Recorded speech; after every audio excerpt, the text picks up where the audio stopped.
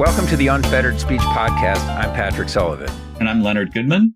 Well, today's guest is Ray McGovern, an actual CIA agent. Why don't you tell the audience why you're excited to have Ray on?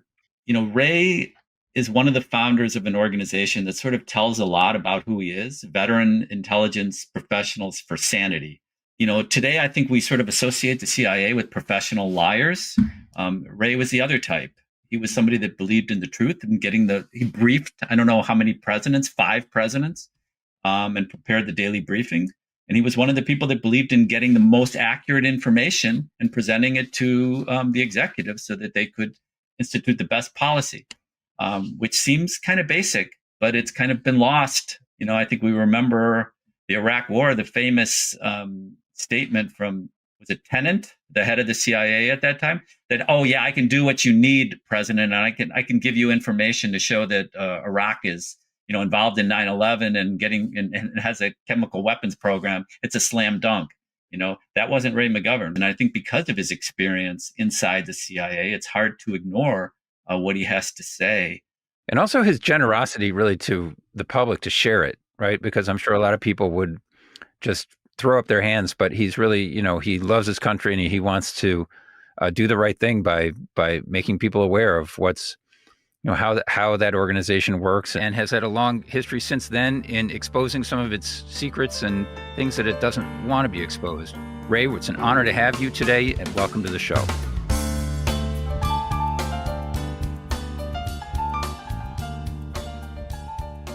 Thank you, Patrick. Let me make one correction. I haven't revealed any secrets. I've just revealed some of the indignities and the lies and the deceit that has been responsible, for example, for many millions of people being killed, as in Iraq, Afghanistan, and now Gaza. Fair enough. Not secrets in that sense, but, you know, to many, you know, average people, are things that they didn't know. Let's put it that way. And so you've been a great resource to sort of open people's eyes to how things work these days. So we appreciate everything you do and have done. And as I said before we started, we're all big fans. Thanks, Patrick. Well, welcome, Ray. And I think speaking for Patrick, we can't think of a better person to have on to try to make sense of some of the events that are happening today, where it feels like we're hurtling towards direct conflict with a nuclear superpower in Russia. Before we get, and there's also some confusion as to who is in charge and who knows what is the CIA's role. I thought if we could begin and ask you for a little historical perspective on the CIA. My understanding, it was brought into life in 1947 under President Truman. And its original mission was intelligence gathering and advising the president. It has lurched away from that original mission into somewhat of a private army. It's unclear who it works for. And I also want you to comment on this fact that, and I've heard you talk about it, and I've read your writings on it, that a month after the JFK assassination, President Truman, who signed the order to bring the CIA into existence, wrote an op-ed where he warned about the CIA lurching away from its original purpose. Apparently, that op-ed was published in the Washington Post. There was some efforts to suppress it by the CIA. Maybe you can enlighten us on that. But what was President Truman warning about back then? And then we're going to ask you if you can apply some of this to what's happening today. Sure. Thanks, Leonard. Truman, of course, was around during World War II and saw that the various intelligence agencies had their own agendas and they had their own facts, so to speak, and that things were pretty much in disarray even during wartime. So he was hell-bent on rationalizing things. And he had some good support from people like George Kennan, and they created the Central Intelligence Agency, the main purpose of which, according to Truman, was, as you say, to collect, process, analyze, and then give the results of the analysis to the president without treatment. What did Truman? Those were his words. Without treatment. Okay. So, look, I'm going to create this agency. It's not going to be subordinate to the State Department or the Pentagon. I want you to tell me what you really think, and I have the ability to protect your career. Nobody's going to fire you for telling me what you really think. So now here I am in graduate school, having majored in Russian, having really adopted a pretty deep understanding of what makes Russia tick. And there's all kinds of stuff going on, like the Cuban Missile Crisis and all. And John Kennedy is saying, look, don't ask what your country do for you. Ask what you do for your country. So I said to him, wow, this sounds really good. The more so, since I seem to be equipped to do something for the country, but also because the challenge was clear, and there was a new organization set up called the CIA. So I applied when I was a senior. They didn't go to Fordham. They went to Yale and Harvard. So I had to find a CIA telephone number in the Manhattan directory, right? So I asked for an interview, and they gave it to me, and my record was such that, long story short, I was finally hired. But the whole idea there was, and they gave me this book to read, Harry Hansen, I think the name of it, National Security, Central Intelligence and National Security. It was great, man. It was just what I had studied. One place where you could tell the president, you'd have access to all this information. You tell the president the way what you thought.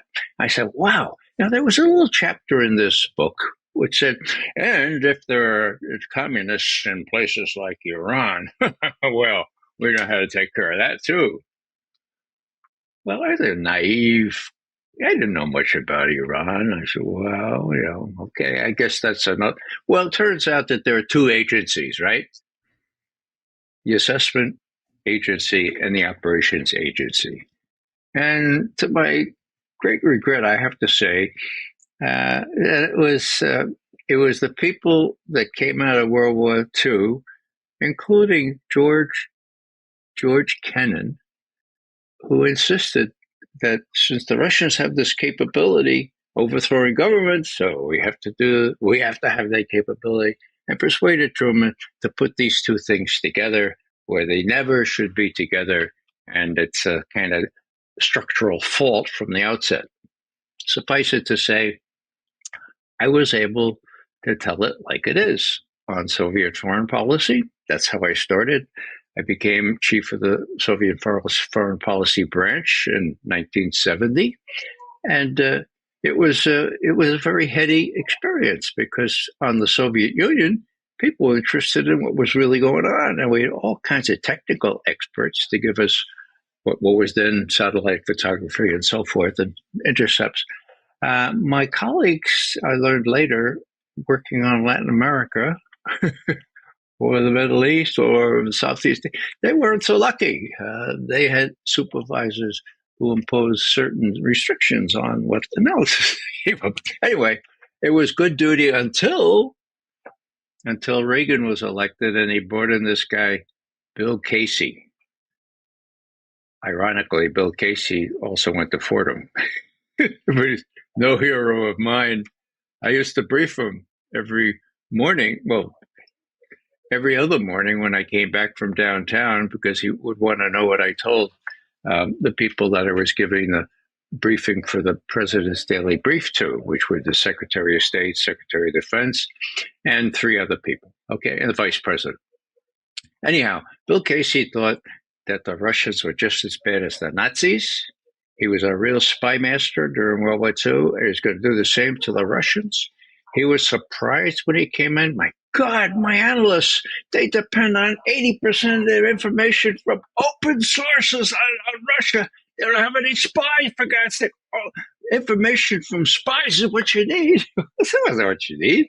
All you had to do was know the discipline of media analysis and political analysis and work with what you had. Anyhow, he brought in this fellow, Bobby Gates. Now, Bobby Gates, I'm ashamed to say, worked for me when I was head of the Soviet foreign policy branch in the early 70s. He was so ambitious and willing to shade his analysis that I was a first time supervisor, right? I thought maybe an efficiency report you write down the deficiencies. so I wrote down, this fellow is very bright, but his so transparent ambition to move forward is actually a disruptive influence in the branch. Well, he didn't like that at all, and little did I know that 10 years later, he maneuvered himself through White House connections and Casey connections to become chief of all analysis. And my fellow branch chiefs in those days said, "Oh, Ray, I bet you regret putting that in his efficiency report." I said, "No, I don't regret it for the moment, for a second." Anyhow, Bobby Gates became head of analysis, and then Soviet analysis went down the drain. They were commies, wicked commies. They would never change, and they would never give up power peaceably. This Communist Party of the Soviet Union would always, that's what they told Schultz, that's what they told Weinberger, that's what they told H.E.W. Bush, the first Bush, and that's what they told Reagan until Reagan was persuaded by Bush and by Schultz. That wasn't the case, and I played some sort of role in that, I'm proud to say. And there were agreements. Anyhow, so that's how the analysis went. And the other story, of course, is the other side of the turnstiles. Maybe this will give you an example here that you can relate to. In the old subways, there used to be turnstiles, right? And you had to put a little token in. Well, there were turnstiles on every floor in the new CIA building, separating the operations people from the assessments people. We couldn't go there. They couldn't come to us. It was hermetically sealed off. Now, if you had a pass, a special pass, and you showed the guard who oversaw these turnstiles, then you could, but that was the exception rather than the rule. Now, there's good and bad about that, okay? Now they're all smooshed together, so you have the analysts preparing the targets, for God's sake, and then doing the battle damage assessment and all that. That doesn't work at all. Anyhow, that's the way it was. That's how separated we were. So when you talk about covert action, like overthrowing the government in Chile or assassinating a president or overthrowing a government in Iran, as we did, or Guatemala, or you name it, there's a long list. And we learned it from the Washington Post at the same time you all learned it, and that was by design. Let me give you one example. During the Bay of Pigs, which Dulles and his henchmen, with the cooperation of his brother John Foster Dulles, foisted on JFK as soon as he came into office. Mr. President, Eisenhower has approved this. We're all set to go. And as soon as we get those people on the beach, there's going to be an insurrection in Cuba. They'll replace Castro, and we'll no longer have a communist menace in our hemisphere. Now, JFK said, "Huh? You're going to do that with a handful of emigres trained in Guatemala or wherever?" Well, look, if Eisenhower approved it, and you want to do it, okay, but there's one proviso. Do not depend on me allowing U.S. forces to come to your rescue if you need. You got that, folks? You got it? Yeah. Oh, okay, good. Well, of course, that's what they fully intended. They got bogged down on the beach. Castro was not. But my point here is that where did they get the idea? Where did President Kennedy get the idea that Castro was going to fall, that there would be a popular insurrection? Well, he got it from Allen Dulles. He didn't get it from the assessments part of CIA. Why? because they weren't informed. And when Kennedy learned that, he called Arthur Schlesinger, the big historian. He said, "Look, Arthur, please do me a festival favor. Find out what happened." And he did this. This memo is now released. And he said, "Well, Ray Klein, the head of assessments, and nobody in assessments knew that the operations guy was saying that Cuba would be, that Castro would be overthrown." So that's one egregious example of how not knowing what the operations, they'll go ahead on their own. And I'm going on too long here, but it's the same way now. And there are certain benefits to the analysis division that persist, namely their consistent judgment that Iran is not working on a nuclear weapon, made in 2007, saying they have not been working on a nuclear weapon since 2003. To their credit, they've held their position on that. And in this condition, and I'll stop here, in this instance, the national intelligence estimate on this has stopped Bush and Cheney from opening a war on Iran on their way out in 2008. And I can prove that. It's a nice story. And that's why I'm unwilling to throw the baby out with the bathwater. So there's still some honest analysis in the CIA. I mean, I think we've all seen the manipulation of intelligence to suit the commander in chief from our experience with the Iraq War, when Tenet told George W. Bush, "Oh yeah, it's a slam dunk. I can give you the intelligence to justify your war that you want to make on Iraq." I think the more confusing thing, and then I know we're going to bring it to some of the events today, but the things that are confusing as to who is in charge. Okay, George W. Bush seemed to be in charge back then, but then you have other historical examples where, okay, you mentioned Iran, 1953 regime change. Apparently that was done on behalf of international oil companies, British Petroleum. It appears that a lot of these operations are not necessarily directed by the president. And that's sort of going to bring us to what's going on today. We don't know what Trump knows and what he doesn't know. We certainly don't know what Biden knew about what was happening. But a lot of them seem to be directed by corporate interests, at least a lot of the regime change operations. They're certainly not in the interest of the American people. American people didn't want a half century of conflict with Iran. Who is directing these? Who are the dark forces? And how does this work? So if you can give us shed any light on that, it would be very. And I guess too, in light of what you just said, Ray, I mean, you just described a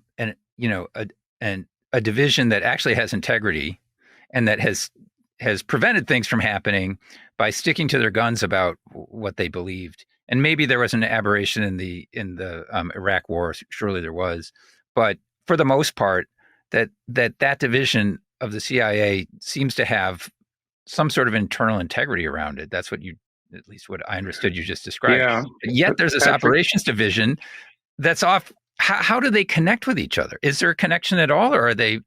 Or where is that? Where does that point come together? Even in the Iraq War, I don't want to disparage the intelligence, because the intelligence gathering was fine. They knew the truth. It was the problem was at the top, and I'm hopefully that Ray can help us with that. But that's exactly right. You both are right. Now, it used to be, especially with respect to Soviet analysis, that we could tell it like it is. That ended with Bobby Gates and Bill Casey. I was privileged to be one-on-one with George Shultz, Caspar Weinberger, and a whole series of national security assistants that some of them ended up in jail, vice president and the chairman of the Joint Chiefs of Staff, one-on-one, huh? Now, I knew something about Russia, and I knew the honest analysts that still worked in the agency, and I was free to respond to, for example, here's George Shultz with whom I developed a very good relationship over those 4 years, 81 to 85. So I've been invited to Moscow to talk to this new guy, Gorbachev. What do you think? I imagine that your superiors would say it's a bad idea. He's just a clever commie. McGovern. Yes, sir. That's what my superiors do say. Well, do you agree? Mr. Schultz, you know that I don't always agree with my superiors, and especially in this case. Now, that was enough for me to feel like I had told Schultz that, look, this guy is new. And then when my colleagues who were studying media, Soviet media at the time, and gleaning all kinds of truths out of it, not spies, but media, they were telling me what they thought, and I was reviewing it. And so I had a special channel in there. But you're asking about, well, how about the influence of multinationals and all that stuff? Just a brief reference to 1953, when the only publicly duly elected Prime Minister Mossadegh was elected by the American people the first time in 4 millennia. Now he got it into his head that the Iranians should maybe get a little more of a slice of the profits from the oil under the sands of Iran. But the British came in and told the U.S., look, when an upstart in the third world thinks that it's going to get more profits from the oil we own under the sands of Iran, well, this is what you do. So the fledgling CIA was taken by the shoulder by MI6 and say, this is what you do. And of course, they overthrew that government. And you know the results of that. My God, there's no reason why we wouldn't have a decent relationship with Iran if it weren't for the series of events that followed that. So do we do that? Well, we did that in Guatemala the next year, and that was for United Fruit. You have real big influence with respect to Iraq. Now, I want to make clear that my former colleagues, well, that's one reason I got into this game here. They let themselves be prostituted into corrupting the intelligence so that Dick Cheney would be happy and wouldn't get them fired. The 4 national intelligence officers had authored that terrible estimate on October 1, 2002, got immediate raises and benefits and bonuses, okay? They knew damn well what they were doing, okay? And I know at least 2 of them. So, yeah, there were some analysts that were trying to just tell the right thing, but they were completely overruled, not only by the policymakers, but by George Tenet and John McLaughlin and the corruption on the top. And that's why this estimate on Iran happens to be sui generis, I hate to say. My God, it's the only thing I can be happy about. And as I say, it's the only reason why I say you need an assessment agency. Let the operatives go to the Pentagon or wherever the hell else they want to operate from, but don't have the analysis corrupted by people who want to overthrow governments or want to do other dastardly things. So maybe we should turn to the present. So a day before negotiations were set to begin in Istanbul to end the war in Ukraine, there was an operation that was supposedly done, only by the Ukrainians, even though it takes satellite data and other data that comes from the West to make it happen, to drone bomb 2 legs of the Russian nuclear triad, which is a massive escalation, towards nuclear war. It sort of raises a really important question. Either the president and others knew this was going to happen and let it happen anyway, or even more alarmingly, the president didn't know it was happening, but other people did and felt that it was within their purview to push the world even closer to nuclear war than it already is. What do you think happened there? And how could a thing like that happen without heads rolling the next day? Well, Patrick, you talk about massive escalation. It takes two to tango. It takes two to escalate. Why is it that the Russians haven't mentioned the strikes on their bomber bases? Well, one could say, well, because only two of the five were hit, but it is a black eye. It's a really black eye on the security services and the defenses. So why are they downplaying that? Why do they say, look, you're not going to blow up any more bridges in Bryansk or Kursk? This is terrorism. We're going to get back at you for terrorism. Okay? Why do they emphasize that to the exclusion of this notional triad attempt to damage the treaties? Well, it seems to me that we have to really, again, look really closely at what Putin last Wednesday said, what Lavrov last Wednesday said, what Ushakov, who is the personal aide to Putin, and gave the Russian readout of that of the whole week. Okay, what Ushakov said is that when the presidents of our two countries talked earlier in the day, this is Wednesday, I guess, with the 6th, or yeah, I think so. So when they talked, they agreed that they're going to pursue contacts just as vigorously as they have before. And the President Trump reassured President Putin that he had no foreknowledge, that he didn't know anything about the attacks on the airfields before they happened.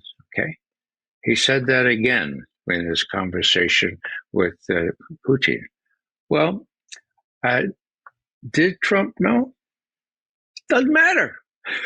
Putin is the guy in charge here. Putin is the one that's going to react. He prefers to believe that Trump didn't know. Now, in reality, do I think Trump knew? No, I don't. I mean, there's something called plausible deniability, which you probably know what that means. But also, this was something started 18 months ago by the likes of Jake Sullivan and Tony Blinken and people like that, okay? The ones that blew up the Nord Stream pipeline thought that would be a really good idea. So when this carries through, there are certain people in the bowels of the CIA that know about how this started. There are people in Kiev that know about it. But are they going to raise this with a new President Trump who wants to conduct a more decent relationship with with Russia? Well, maybe not. So it's entirely conceivable to me that if Trump was told anything, he was told, well, you know, we're working on some really explosive things. Hold your fire, and given no detail at all. In any case, whether that's the case or not, what the operative thing here, in my view, is that the Russians are totally silent at an authoritative level about the attacks on their nuclear triad. Okay, nuclear triad? Well, I mean, that's a stretch. There were bombers there that were hitting Ukraine. Yeah, were there bombers there that are nuclear equipped and all? Well, yeah, but they had no nuclear weapons on them, and they were out in the open, so they were easy targets. Does that mean that the United States of America was trying to damage the START treaty, which requires these aircraft to be out in the open? I don't think so. I think this was conceived by the British, that the CIA was certainly informed of it at the outset, and that it was run with British intelligence and British this and that. And when Putin asked for a report from the inspector that reports right to him about the blowing up of the bridges in Bryansk and Kursk, the answer was the foreign-made explosive material was found there. We're looking at it very closely. And the Russians are coming very close publicly to saying it was the British, it was the British. Now, even if the U.S. knew about it, the fact that the Russians are blaming it on the British is what we need to focus on. For the U.S. side, you have Trump now saying, these bone-crunching sanctions, they're for the birds. For God's sake. I mean, you even have the Wall Street Journal and Bloomberg reporting that Trump has told his minions, look, you could pay attention to Lindsey Graham if you want. He's blowing smoke. Fix that bill. Make it ad referendum to me. Make it possible for me to just say no. The president needs to consent to this, or make it non-veto proof. I mean, just fix it for God's sake, because we want to conduct a decent relationship with the Russians. So I see that as a reciprocal sort of thing. Neither side, Putin or Trump, want this thing to get out of hand. In other words, if you're looking at overarching objectives, it's to have a decent relationship, a détente, or maybe even a rapprochement between the two countries. And that's real. And that puts Ukraine in a subordinate sort of position. Now, I grant you, I'm an outlier on the list, but I've seen this before, okay? I've seen détente arise and everybody be surprised about it. And when you come down right to it, there's no damn reason why the U.S. and Russia can't work out a good relationship, the kind that Kennedy wanted to pursue and, frankly, was killed for. That was the major reason. The kind that, that Trump wants now. And, I mean, I'd hate to be alarmist, but will he be killed for that? I don't rule it out. But it doesn't matter what I rule out. It's what Putin thinks. And if I were advising Putin, giving him the president's daily brief, I would say, Mr. President, there are lots of people out to get Donald Trump. They missed twice. They may succeed pretty soon. So just be aware that he has a unique window into getting some kind of relationship renewed. That is your great white hope, so to speak, of getting some sort of deal on Ukraine.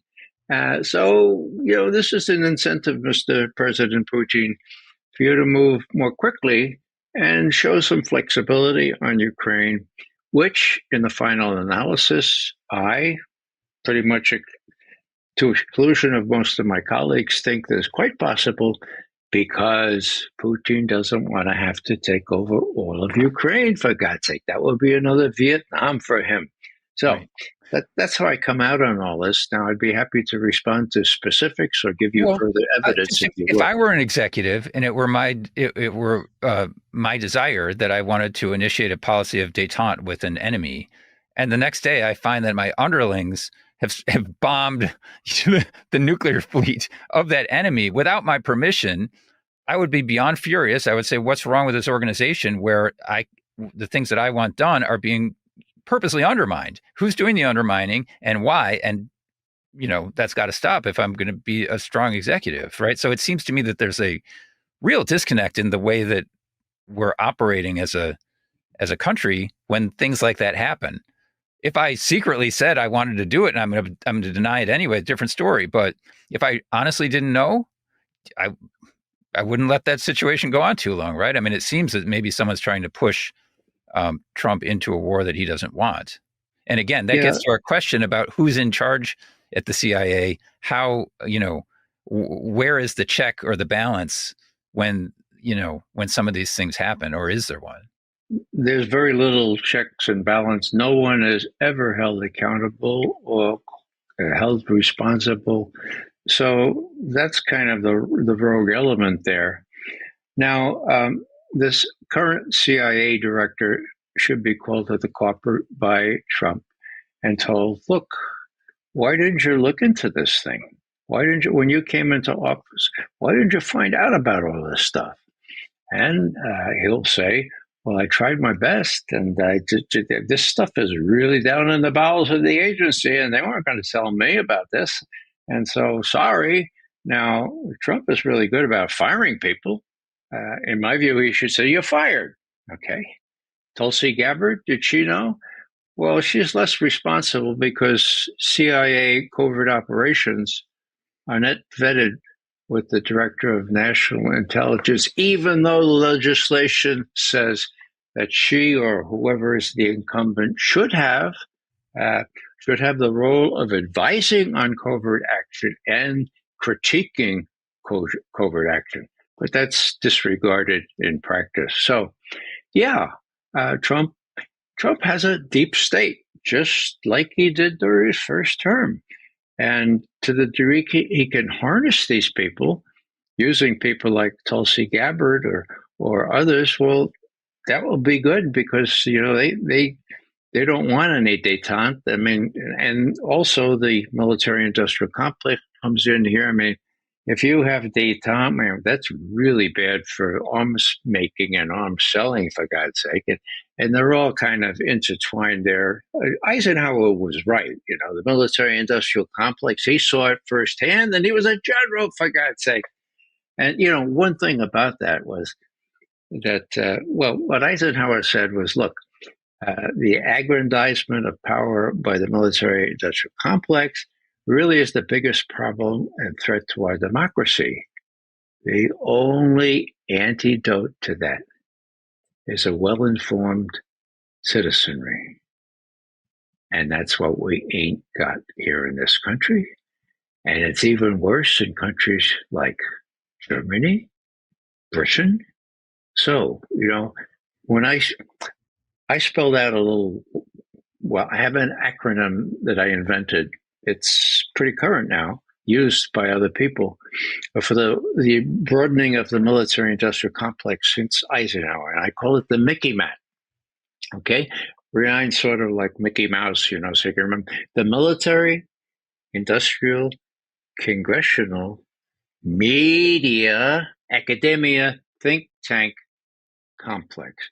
That covers almost all of it. Now, what do I say? Media as if in all caps?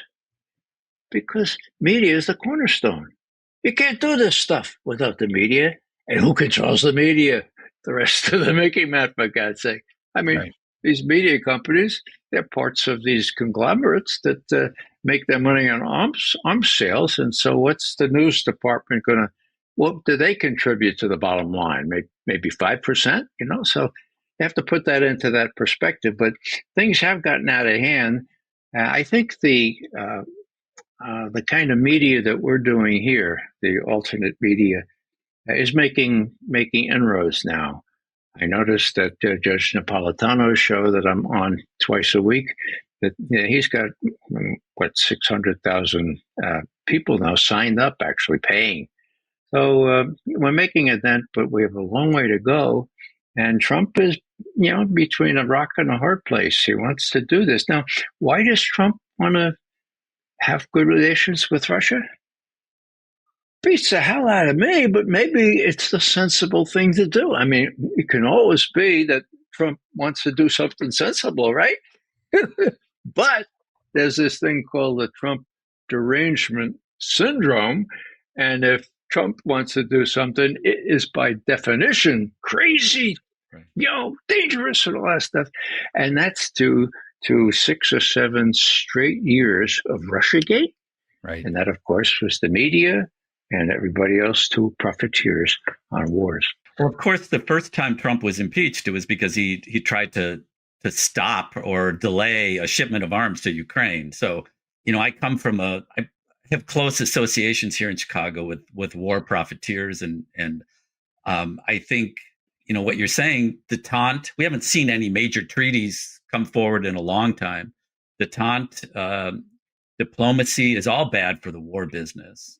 I appreciate that you said that, because we've talked about some of the dark forces that have guided some of these rogue actions by the CIA, whether it's British Petroleum or the fossil fuel industry or United Fruit. Or the military-industrial complex. It's all in the same. I'm glad you brought in the military-industrial complex, because just Ukraine is a great example, because you look at the expansion of NATO since, and you probably can shed a lot more light on this, but since the end of the Soviet Union and the promises that were made about NATO won't expand 1 inch to the east, but there's so much money to be made in the expansion of NATO, because every time a new country is signed up, they have to buy weapons from these multinational companies or U.S. arms dealers, and that's one of the few really strong industries we have in this country is making these bombs. And of course, the last president that tried to take that on was JFK, and we know what happened to him. It seems like what you're describing here is sort of two presidents that maybe in their heart want to be peacemakers. Trump is a person that can at least pick up the phone and have a conversation with other world leaders or our adversaries. That's something that's new and encouraging. But there's all these dark forces that are saying, don't you dare. We still have money to be made here in this war. So, you say one of the only way to stop that is an informed public. And I agree with you. Although, and maybe this isn't maybe this isn't your expertise, but maybe there's other ways to take the profit out of war, because it doesn't have to be that way. I mean, why do we have these arms manufacturers? Their main client is the United States taxpayers. Why are they independent companies where their executives earn, 7-8 remuneration? Shouldn't they be government employees, and shouldn't they be nationalized? Is that something that you've considered or thought about? They are in Russia and China for the most part. Pretty much, yeah. That's what I was just going to say, Patrick. Yeah, and their weapons seem to work pretty well. So there you go. Yeah, and they spend about 1/10 as much money as we do, or even less. And of course, we have Congress involved here. They want to have a munitions factory in each district, and so it's completely corrupt. I remember, I remember when Biden was trying to get a major bill through for like I think it was $53 billion to give to Ukraine. Okay. Now, it was in the Senate, and by happenstance, I watched the whole Senate session. Every one of those senators said, look, the money stays here.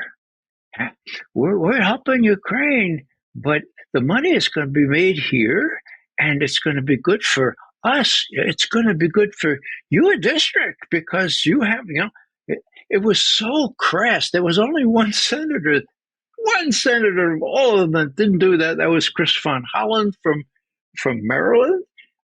He was above that. I mean, maybe he's also in receipt of these big contributions, but he had the decency not to advertise it in front of every single one of them. But did the bill pass? Of course it did. Of course. That was a time when there was getting to be, it was still Biden in power, but there was a Ukraine fatigue coming through the country. And so they all read from the same script. And so they created a new script, which was the money stays here. And we're just, cycling it through Ukraine, but it all come back here. So it's American jobs. That's what it is, a jobs program.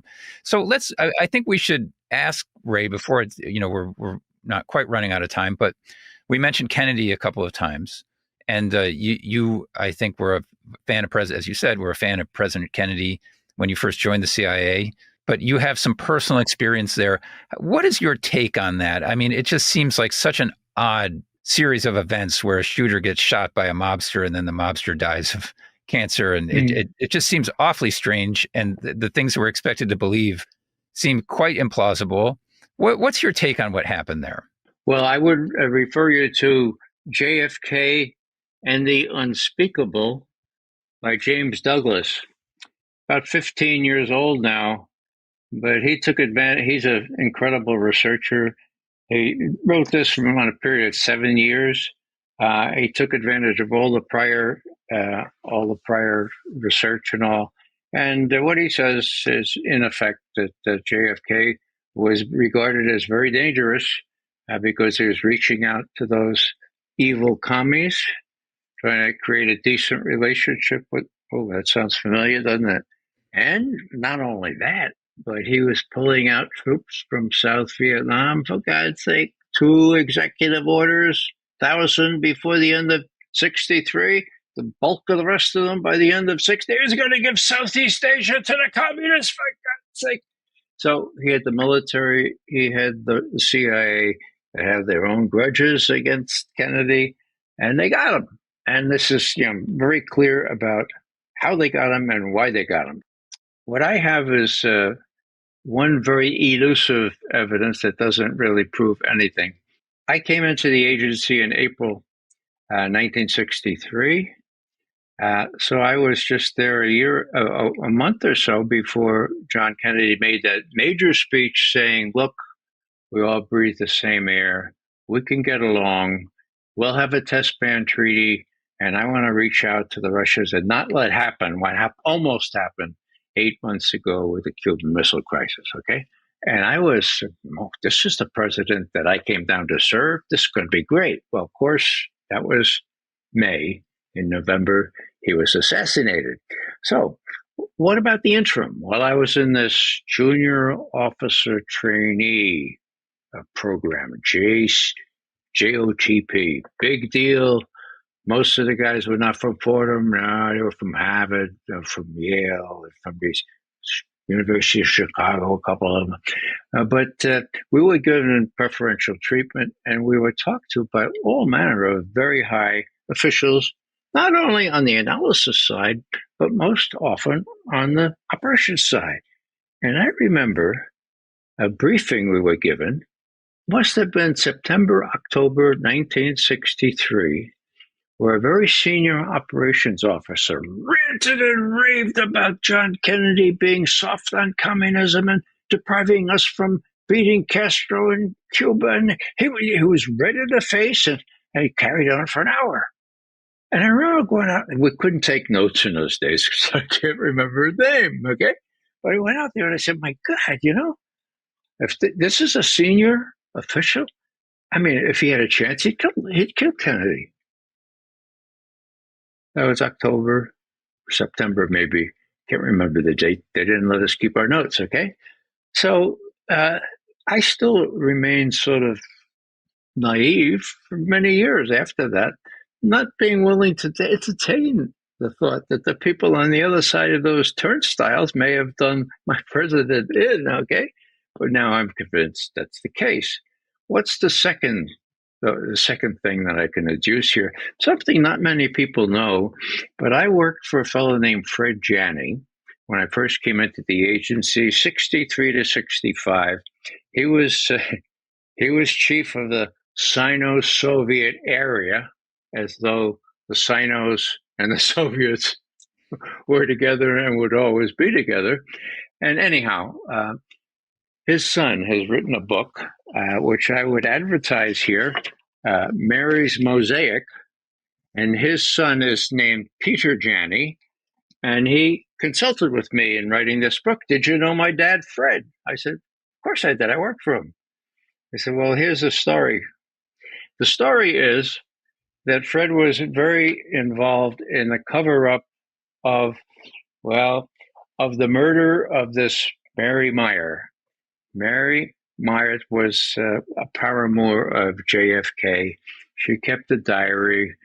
She was very, very, very not under control.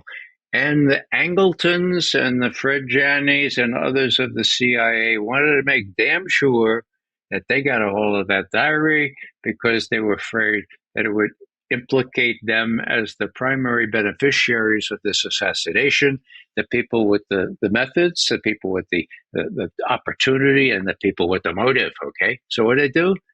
They killed her. They killed her on the CNO towpath. When I say they, it wasn't Fred Janney, but the people they hired. And then they set up a dummy to be indicted and convicted. Luckily, a courageous judge saw how transparent this was. So what am I saying here? Here's a couple of years later. Fred Janney is working as the kind of executive director, really. And they have a case coming up with the garrison in Texas.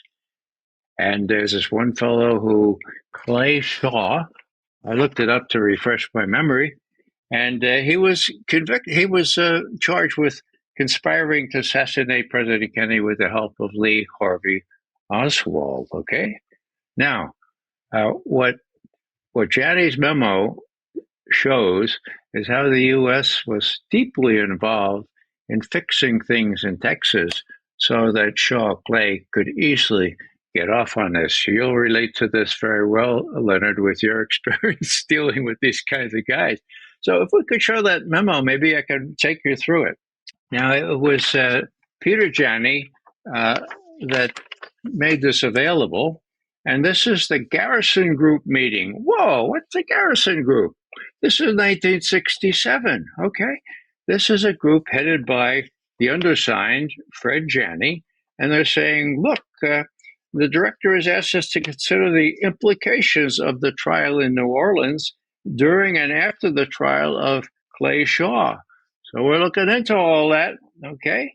Executive director said the group should be on two objectives: what kind of action we can do now, and if we can't prevent the trial and it goes wrong, what kind of thing we have to cover it up, so it's transparent here. Well, in the event,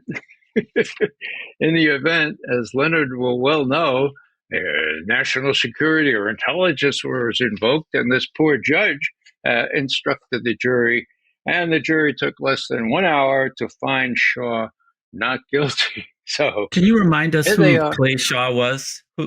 He was implicated and charged with being conspiring with Lee Harvey Oswald and with connections back to the agency and so forth. I can't remember the explicit details. It's Googleable, so please do that. But this was the last chance that Jim Garrison had to pin it on the agency, because this guy was likely to spill the beans, but they fixed it. So either he couldn't.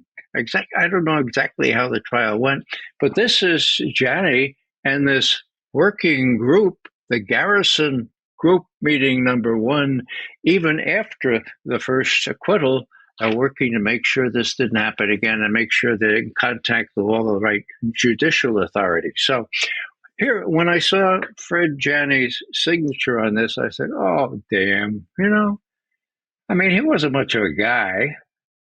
He was sort of taciturn, and, you thought a smile would break his face, but maybe he had a guilty conscience, for God's sake.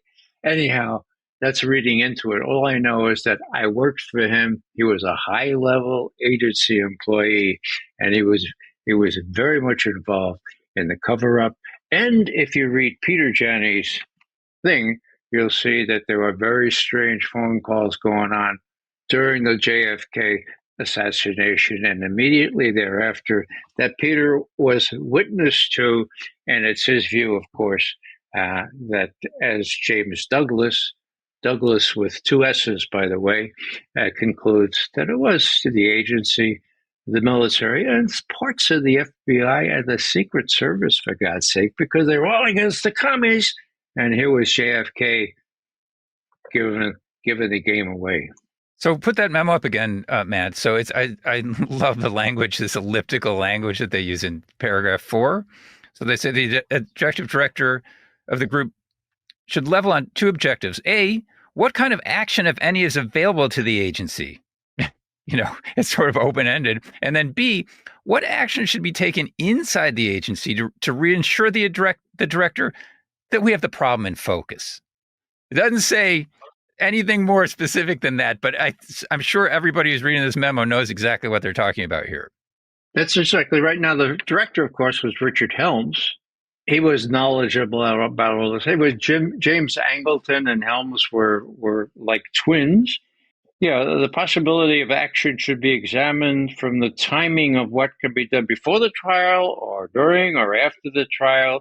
It was agreed that the Office of General Counsel, the lawyers, and Rocca, counterintelligence chief, would make a detailed study of all the facts and consult with justice. Now, justice, in my view, is embedded with these agency lawyers. They always do what the CIA agency lawyers tell them to do. And I imagine that's still the case, because I know it was true decades after this episode. So yes, there are other instances where that's clearly true, that the CIA can direct prosecutors to leave things alone.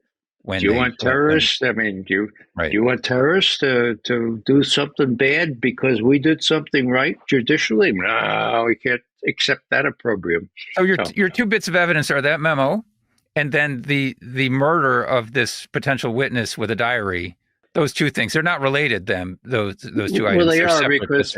Well, they are because they're related by Fred Janney. Yes, and his son writing a very detailed explanation of how they moved mountains to break into Mary Myers' home, try to steal her diary.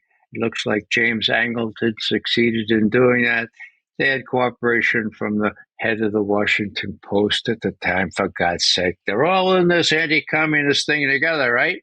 And so they needed to cover up what happened because, getting rid of this pinko was what the country needed. And as we all know, we elites know what the country needs, not these other people that, Well, that's really interesting that the Post was involved because, that it seems like during the Kennedy administration, they were so worshipful of him. And, some things that would have been a scandal today, like his sexual activity, were never reported on, even though it was there in plain sight for everyone to see, but they didn't see fit. Who was the head of the Post in those days? I forget his name.